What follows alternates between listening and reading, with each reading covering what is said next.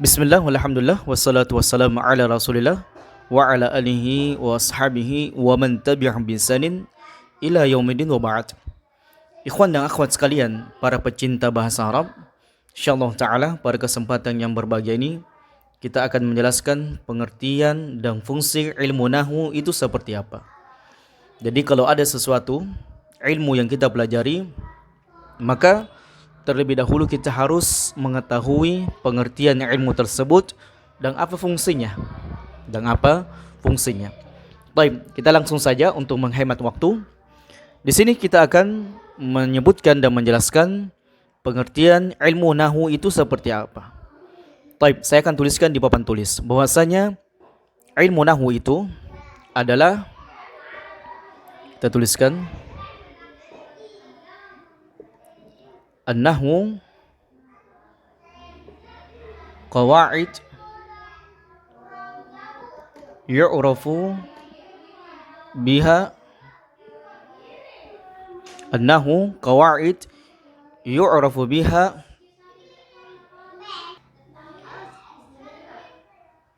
wazifah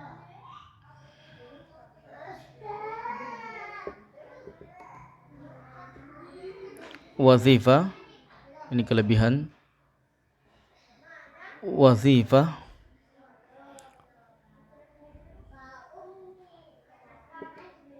kalimatin dakhilil jumlah. Taib, thumma, kemudian wadhabta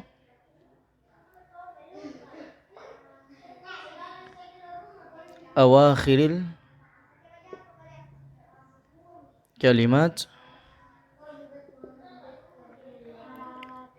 thumma, kemudian wa kafiyata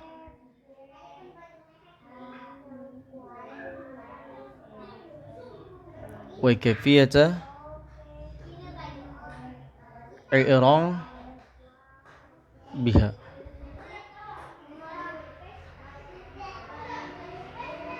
Taib.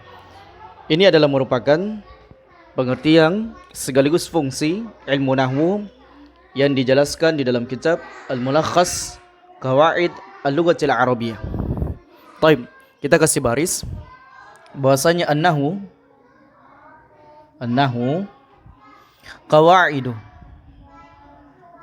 Jadi an-nahwu qawaid yu'rafu biha. Taib, kita kasih baris dulu. Sebentar kita terjemahkan kata demi kata sekaligus kita jelaskan rincian daripada fungsi ilmu nahwu itu sendiri seperti apa. Taib, kita kasih baris. An-nahwu qawaidu yu'rafu biha wazifah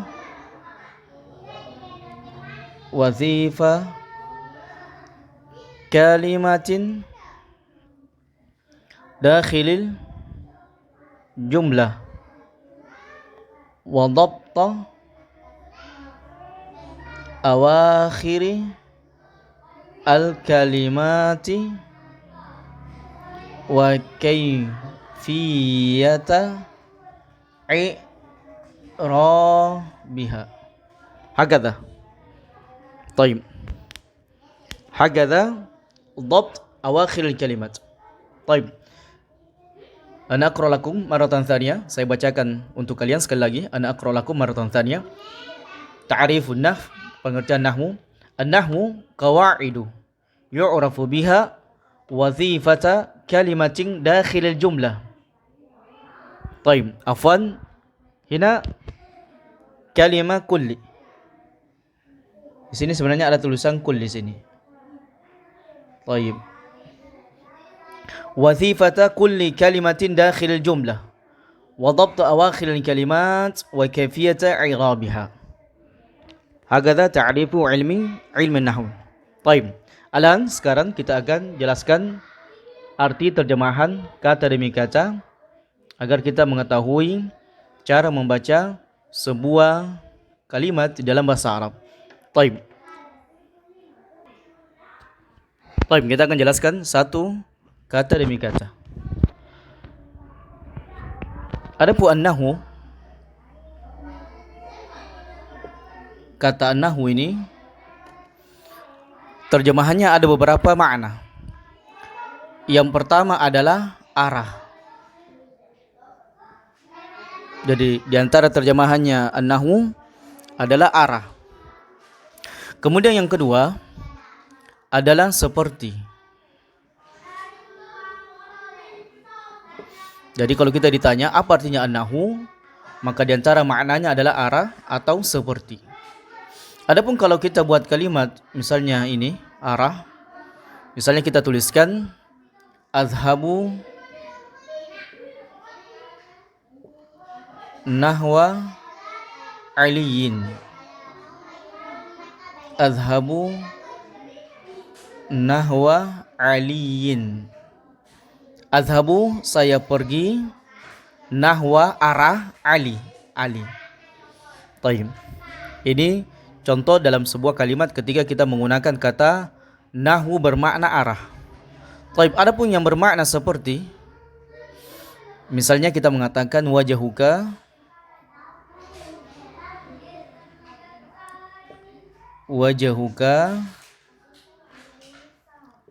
nahwa aliyin. Nahwu aliyin.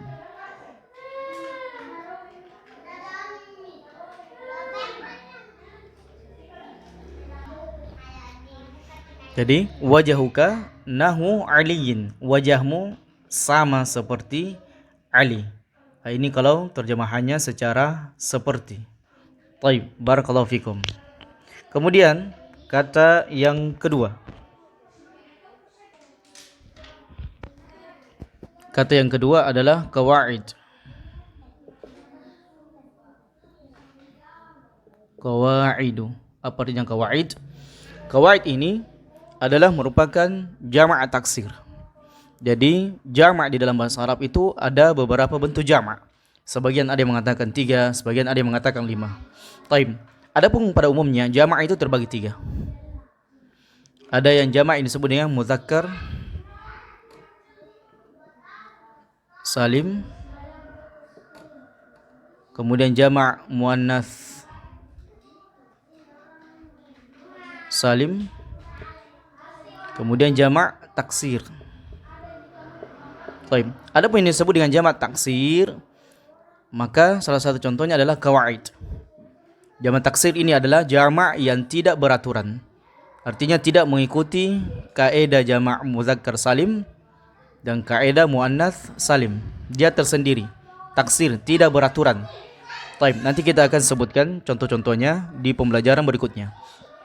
Adapun arti qawaid ini, maka mufradnya adalah qaidatun.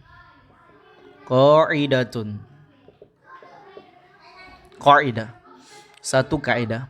Maknanya adalah bisa kaidah, kemudian rumus, kemudian hukum, kemudian tata bahasa. Baik. Tentunya di sini adalah tata bahasa, ilmu bahasa Arab itu sendiri. Jadi qawaid ini, kaidah-kaidah ini akan kita bahas berkaitan dengan rumus, hukum, tata bahasa yang berkaitan dengan ilmu bahasa Arab itu sendiri, atau secara spesifikasi adalah ilmu an-nahwu. Jadi akan dibahas di dalam ilmu nahwu itu adalah qawaid, kaidah-kaidah, rumus-rumus. Bagaimana menuliskan, menyebutkan bahasa Arab dengan fasih, baik, benar, sesuai dengan kaidah, rumus, hukum, dan tata bahasa Arab itu sendiri. Jadi makna qawaid adalah kaidah, rumus, hukum, tata bahasa yang berkaitan dengan bahasa Arab. Baik, kita kemudian beralih kepada kata yang ketiga. Adapun kata yang ketiga adalah yu'rafu biha. Yu'rafu biha. Di sini ada dua kata, yu'raf kemudian biha. Namun dua kata ini sebenarnya harus digabungkan, disandingkan agar maknanya nanti ketika kita terjemahkan atau memahaminya itu utuh, ya, tidak sepenggal-penggal. Baik. Yu'raf ini artinya adalah diketahui. diketahui. Biha, bi ini ada dua huruf, bi kemudian ha. Baik. Jadi bi dengan ha. Kita perbaiki tulisannya. Oke, seperti ini, bi dengan ha. Ha ini adalah dhamir, bi ini adalah harfu jar. Kemudian disambungkan, artinya adalah dengannya. Yu'rafu biha, diketahui darinya atau dengannya. Bisa juga terjemahannya darinya. Nya ini kembali kemana? Karena ini ada dhamir, kata ganti. Ini ha, yu'rafu biha, diketahui dengannya atau darinya. Ini ha kembali kemana? Kembali kepada kawaid. Dari kawaid itu akan diketahui. Ada hal-hal yang harus diketahui dari kaidah tersebut. Inilah pentingnya kemudian kita mempelajari, mendalami, terus-menerus murajaah ilmu nahwu. Jadi jangan bosan mempelajari ilmu nahwu dan jangan satu guru. Usahakan banyak guru. Kita mendalami, kita talaki, kita mempelajari ilmu nahwu agar kita benar-benar paham bagaimana mengelola tata bahasa Arab dengan baik, benar, fasih, sesuai dengan kaidah-kaidah yang ada di dalam ilmu nahwu tersebut. Baik, kita beralih kepada kata yang keempat. Kita tuliskan wazifa kulli. Ini tadi kata kulli yang tidak sempat kita tuliskan. Kita tuliskan di sini supaya kita tahu wazifa kulli kalimatin dakhil jumlah. Dakhil jumlah. Baik. Maka di antara fungsi ilmu nahwu dan pengertian nahwu itu sendiri adalah wazifata kulli kalimatin dakhilil jumlah. Baik. Jadi wazifah ini maknanya adalah fungsi. Maknanya adalah fungsi atau pekerjaan.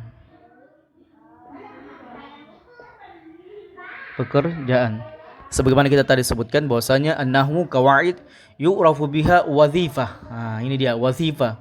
Jadi dari ilmu nahwu tersebut kita mengetahui kaidah-kaidah dan dengannya kita mengetahui apa fungsi ilmu nahwu itu sendiri. Jadi di antara fungsi ilmu nahwu adalah yu'rafu biha wazifah, untuk mengetahui fungsi kulli setiap. Ini maknanya setiap kalimah, kata dakhil yang masuk al-jumlah, ke dalam kalimat. Jadi ini maknanya adalah kalimat. Ini dia. Ini fungsi sekaligus menjelaskan kepada kita ilmu nahwu itu seperti apa. Yu'rafu biha, akan diketahui dari ilmu nahwu itu wazifah, fungsi, tugas. Jadi setiap kata yang kita gunakan di dalam bahasa Arab itu masing-masing memiliki fungsi dan tugas masing-masing. Dan itu akan kita ketahui nantinya di pelajaran selanjutnya. Yang dengan fungsi itu akan kita tahu, oh barisnya ternyata dhamma. Dengan fungsi itu, oh kita tahu setelah adanya kata tersebut menjadi barisnya fathah. Oh setelah adanya kata tersebut atau sebelumnya ada kata tersebut bisa menjadi kasrah, sukun dan seterusnya. Itu dia. Dari setiap kata dalam bahasa Arab yang kita sebutkan dan kita tuliskan itu memiliki masing-masing fungsi yang dengan fungsi tersebut menyebabkan baris kata dalam sebuah bahasa Arab itu berubah, bisa menjadi dhamma, fathah, kasrah, sukun dan seterusnya. Jadi fungsi, wazifah maknanya fungsi, kulli setiap, kalimah kata, dakhil yang masuk ke dalam al-jumlah. Baik. Berikutnya wa dhabta awakhiril kalimat.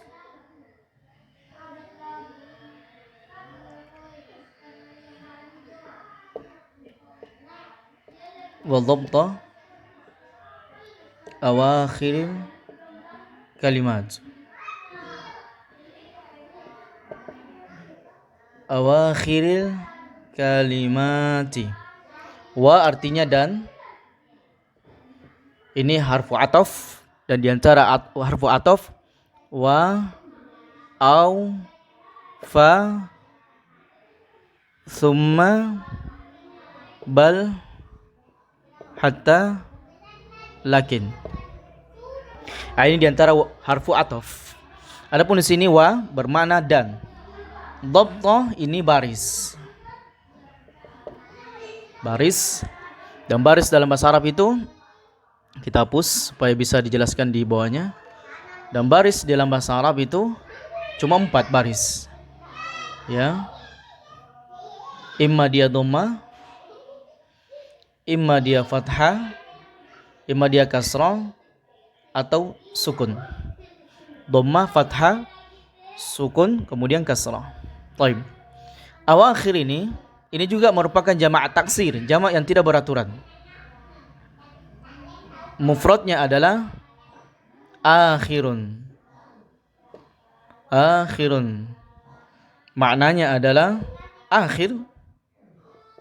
Maknanya adalah akhir. Ini sudah kita serap ke dalam bahasa Indonesia. Al-kalimat ini jamak muannats as-salim. Ada alif dengan ta di akhirnya. Ini cirinya di antara jamak muannats as-salim. Al-kalimat berasal dari kata kalimatun. Kalimatun yang artinya kata. Baik. Jadi bahasa Arab itu ada huruf, kemudian ada kalimatun, ada kalimatun, dan ada jumlah. Ada huruf, ada kalimat, ada jumlah. Huruf ini, huruf, alif, ba, ta, dan seterusnya. Kemudian kalimah, kata, misalnya madrasatun, masjidun, itu kata-kata yang digabungkan menjadi jumlah. Inilah yang disebut dengan kalimat. Baik. Jadi, wadhabtu awakhir kalimat. Di antara fungsi ilmu nahwu, mempelajari ilmu nahwu adalah untuk mengetahui baris akhir setiap kata. Jadi memang yang berubah barisnya di dalam sebuah kata dalam bahasa Arab itu adalah baris akhirnya. Seperti ini dia. Misalnya di sini, ini baris akhir, dhabta, fathah. Maka ini bisa menjadi dhamma dan bisa menjadi kasrah. Wadhabta, wadhabtu, wadhabti. Nah, tergantung kata yang ada di depannya. Maka kata yang ada di depannya ini memiliki fungsi dan pekerjaan yang membuat dia seperti apa. Itulah maksudnya. Ya, insyaallah taala semakin kita memperdalam ilmu nahwu maka kita akan paham. Ini wa dan dhabta baris awakhiri, akhir-akhir al-kalimat, kata-kata. Baik. Kemudian yang terakhir kaifiyata i'rabiha wa kaifiyata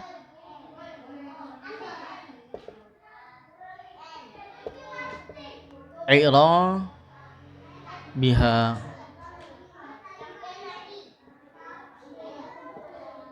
Wa kaifiyata i'rabiha. Wa artinya dan, kaifiyah cara, i'rabiha i'rabnya.